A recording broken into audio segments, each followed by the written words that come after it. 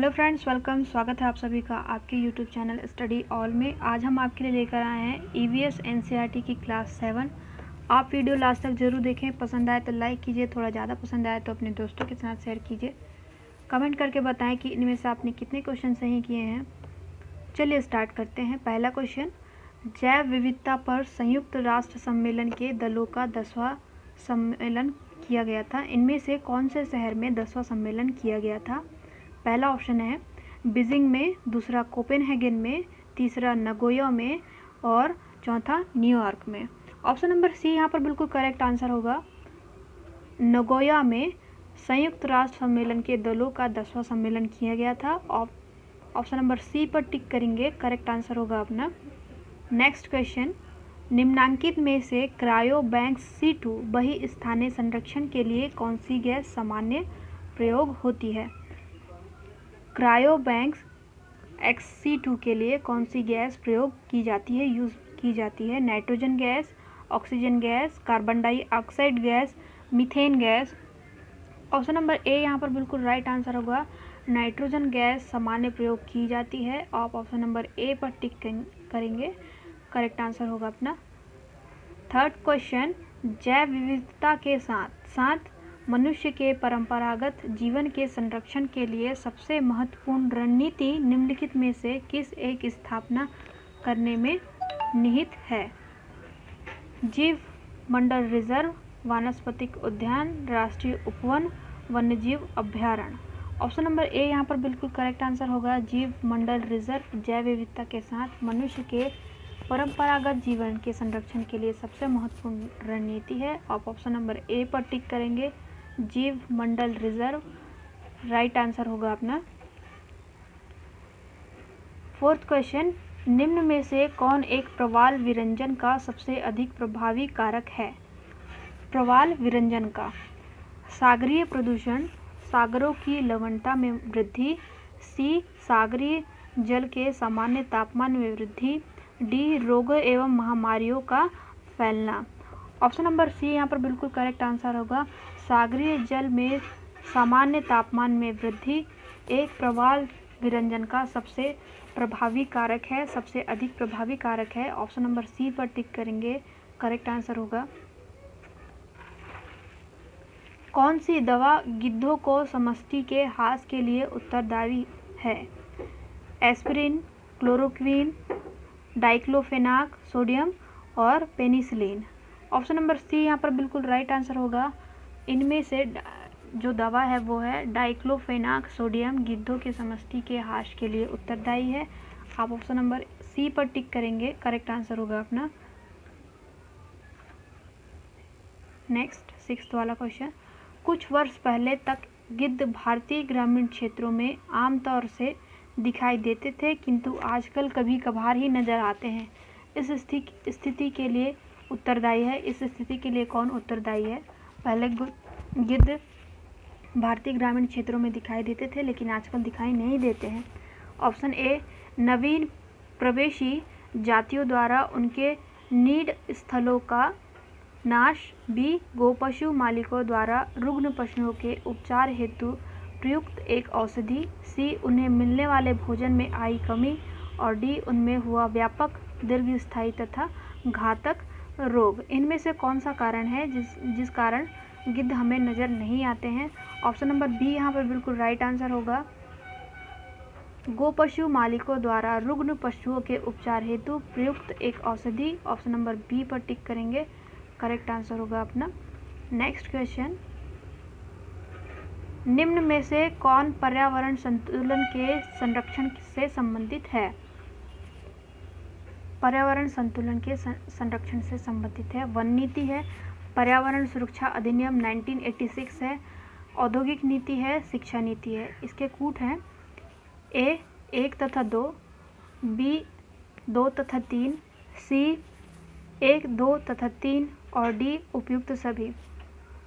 Option number D यहाँ पर बिल्कुल करेक्ट आंसर होगा। ये सारे हैं पर्यावरण संतुलन के संरक्षण से संबंधित। ऑप्शन नंबर डी पर टिक करेंगे, करेक्ट आंसर होगा अपना। वन नीति, पर्यावरण अधिनियम, औद्योगिक नीति सारे हैं, शिक्षा नीति। नेक्स्ट क्वेश्चन, भारत में पर्यावरण संरक्षण अधिनियम पारित हुआ किस डेट में, कौन से सन में पारित हुआ? 1981 में, 1986 में, 1995 में, 2000 में। ऑप्शन नंबर बी यहाँ पर बिल्कुल राइट आंसर होगा। भारत में पर्यावरण संरक्षण अधिनियम 1986 में पारित हुआ था। ऑप्शन नंबर बी पर टिक करेंगे, करेक्ट आंसर होगा अपना। 9th क्वेश्चन, यदि आप घड़ियाल को उनके प्राकृतिक आवास में देखना चाहते हैं तो निम्नलिखित में से किस स्थान पर जाना सबसे सही है?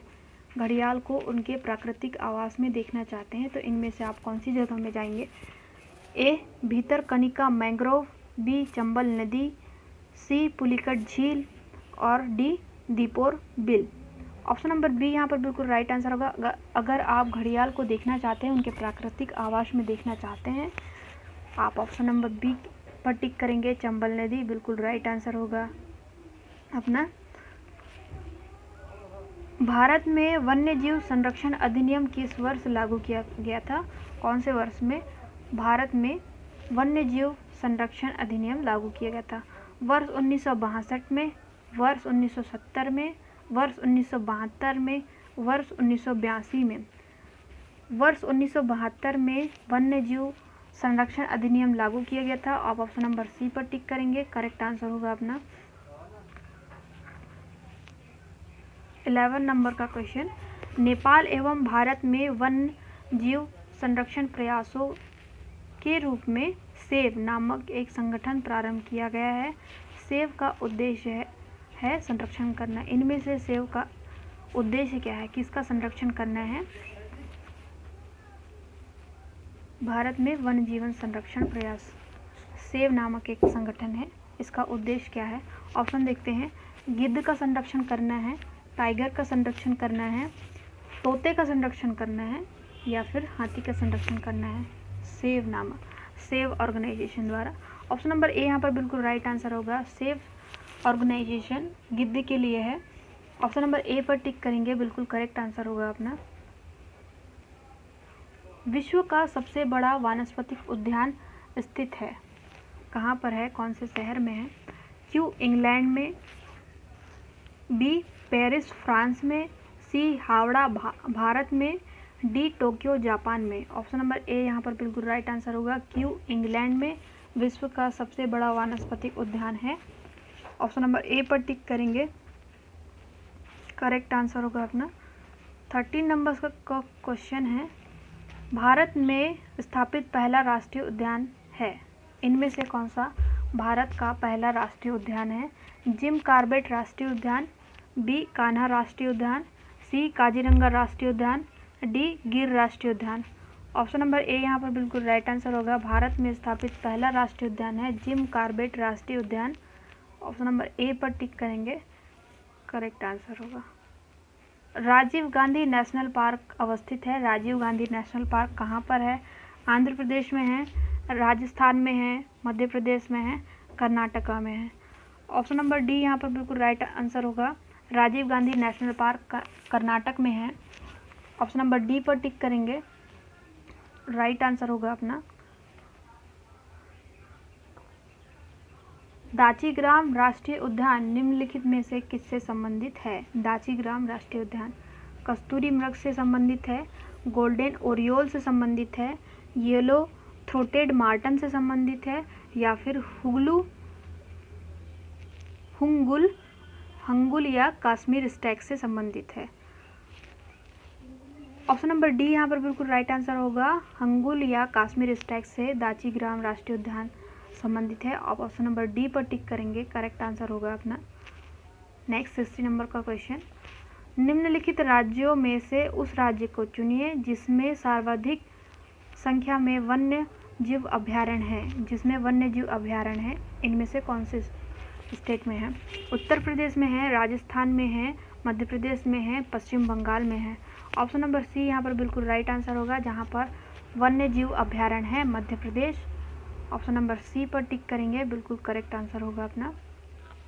मध्य प्रदेश में सबसे ज़्यादा वन्य जीव अभयारण्य है।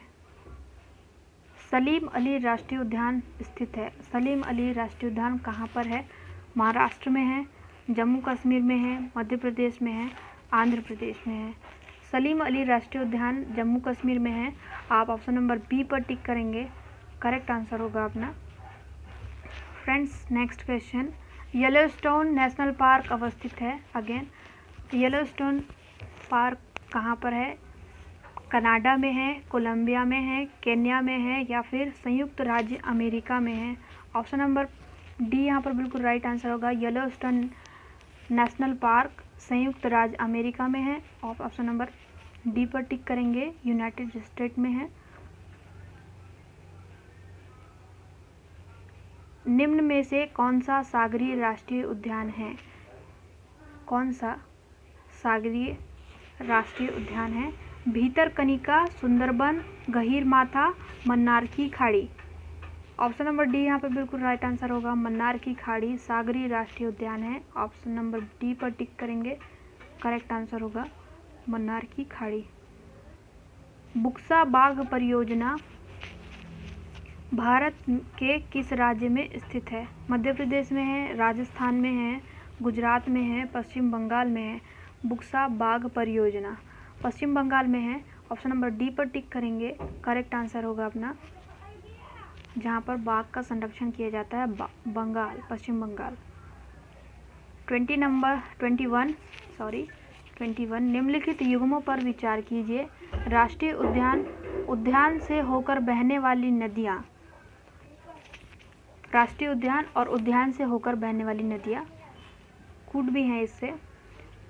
कावेट राष्ट्रीय उद्यान गंगा, काजीरंगा राष्ट्रीय उद्यान मानस और साइलेंट वैली राष्ट्रीय उद्यान कावेरी। अब इसमें सही मैच क्या है वो देखते हैं।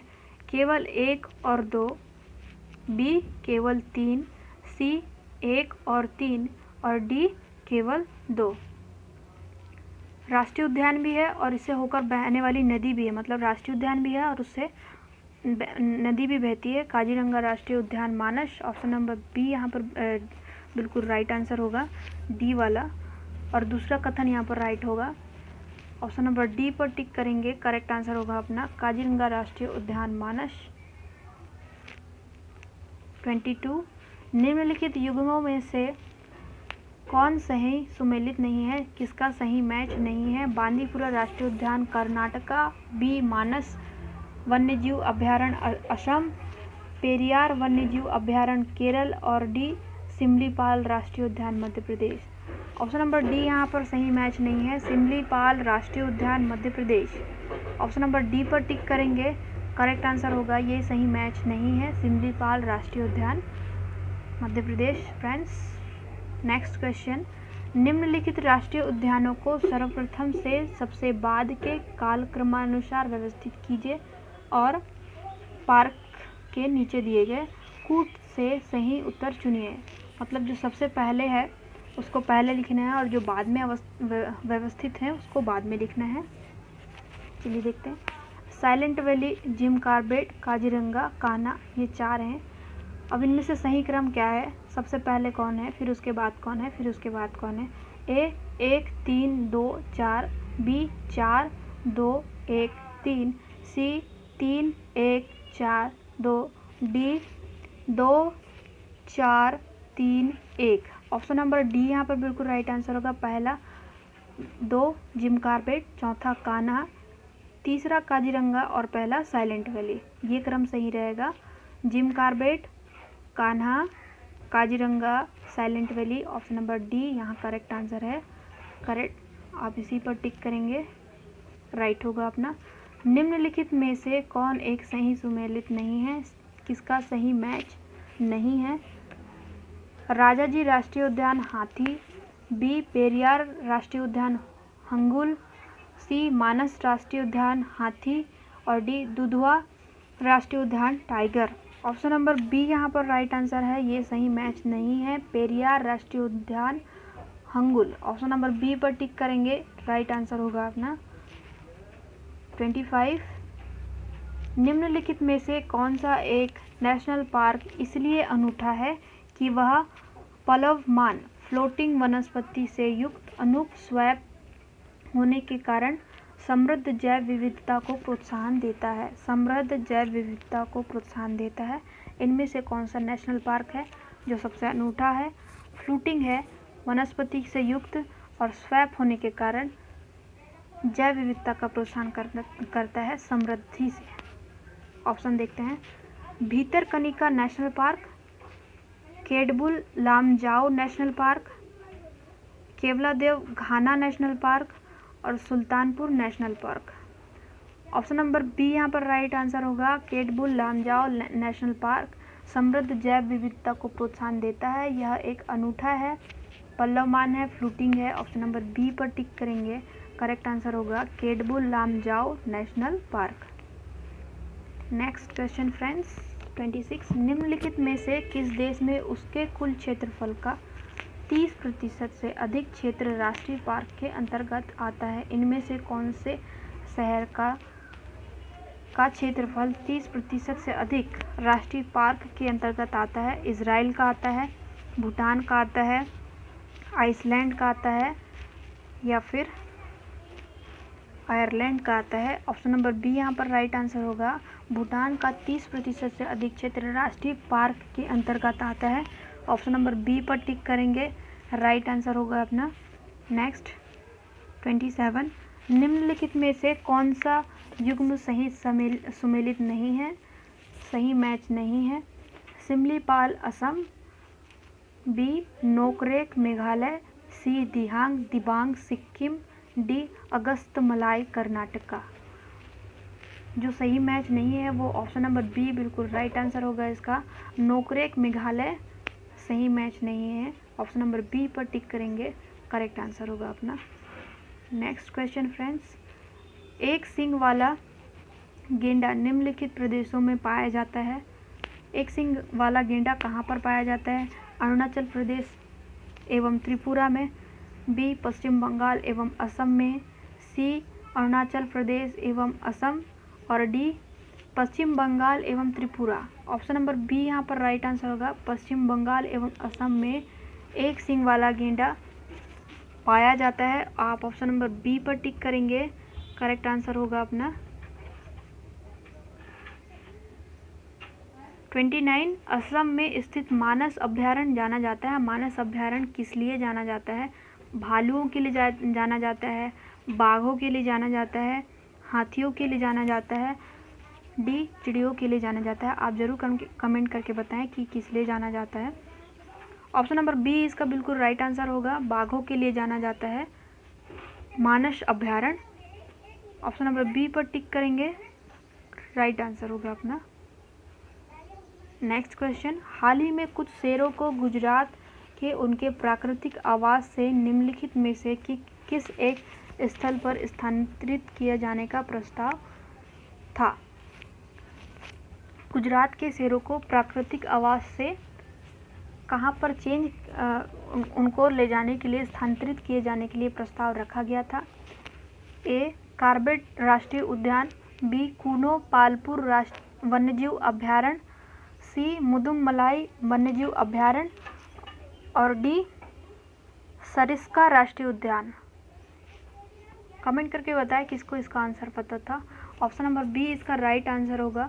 कूनो पालपुर वन्यजीव अभ्यारण्य प्रस्ताव रखा गया था गुजरात के शेरों को कूनो पालपुर वन्यजीव अभ्यारण्य स्थानांतरित किए जाने के लिए। ऑप्शन नंबर बी यहाँ पर बिल्कुल राइट आंसर होगा। ऑप्शन नंबर बी पर टिक करेंगे। करेक्ट आंसर होगा अपना। आई होप ये आपको पसंद आया होगा। Thank you so much guys, thank you so much for watching. Take care, bye bye.